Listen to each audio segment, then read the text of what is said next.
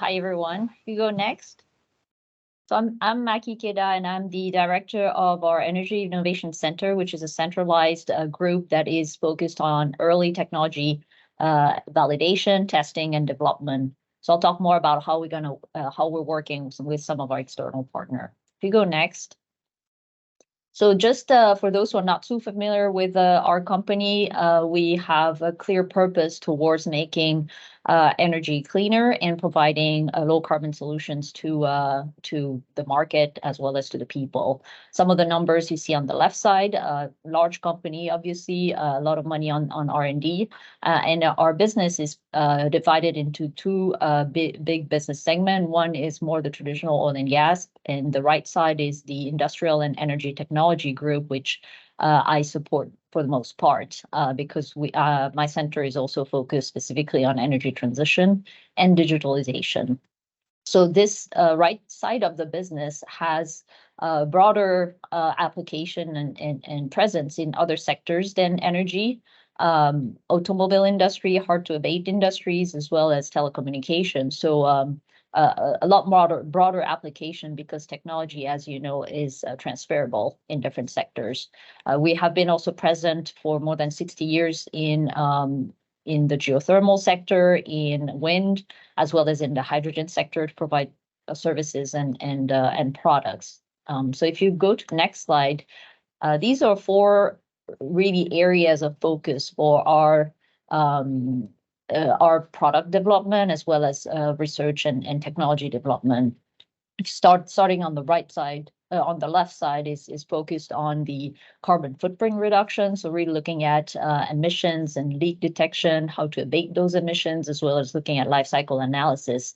So I'll just give a few examples of areas of interest, but there's a long list given the size of our company. For example, we do provide a lot of different sensors, but and various ways to measure indirectly emissions. But how do you reconciliate some of those various measurement technologies, both bottom up and top down, as well as better understand the whole overall picture around emissions. Also looking at more affordable and scalable sensing for broader GHG gases and hydrogen as we move more towards that economy. And then on the safety side, hydrogen is a much smaller molecule, so the leak detection, some of the inspection methodologies are changing. So looking at that as well. The next pillar is energy efficiency, and that is a lot more towards the digital side, where how do you automate and how do you better use data to optimize some of these processes and overall systems, so that we maximize and optimize the energy use for the purpose of those processes. So a lot of research on sensor fusion, also communication, so we can do things remote, and advanced simulation and analytics, so hybrid multiphysics and also AI. And also we're heavily looking at how do we use waste from the different processes and turn them into usable product or recycle them.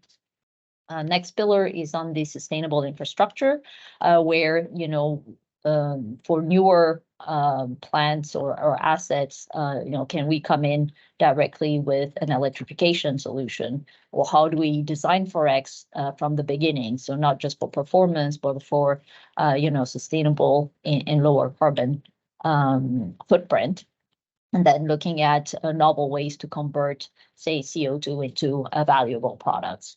So as you see on the lower side, some of the areas of research that we're looking at in terms of plasma catalysis, electrochemistry for chemical separation and conversion.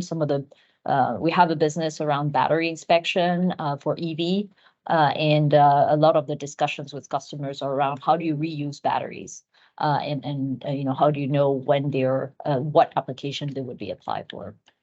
And then on the right side is the whole space around hydrogen, CCUS, and long duration energy storage, where there's still lots of innovation to happen. And then on the lower side, two things that I want to highlight is that digital transformation where we're leveraging a lot of the robotics, advanced compute, automation, and AI, but also the other key area we are focusing on is how do we better kind of mature the technologies from lab scale into scale up demonstration into commercial. I think there's a lot to do to accelerate that whole life cycle. So if you go next, is my last slide around how we work. So Maki, if you can cover this in about 30 seconds, that would be great.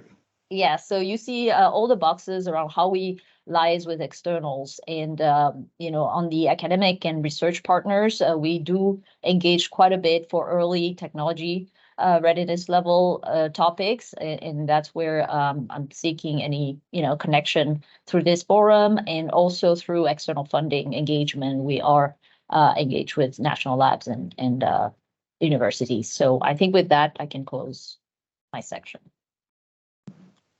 Wonderful. Thank you, Maki, for sharing with us. We'll leave this slide up here, so if anybody wants to get her contact information, you can go ahead and snap a picture of this. These slides will also be made available to all of the attendees.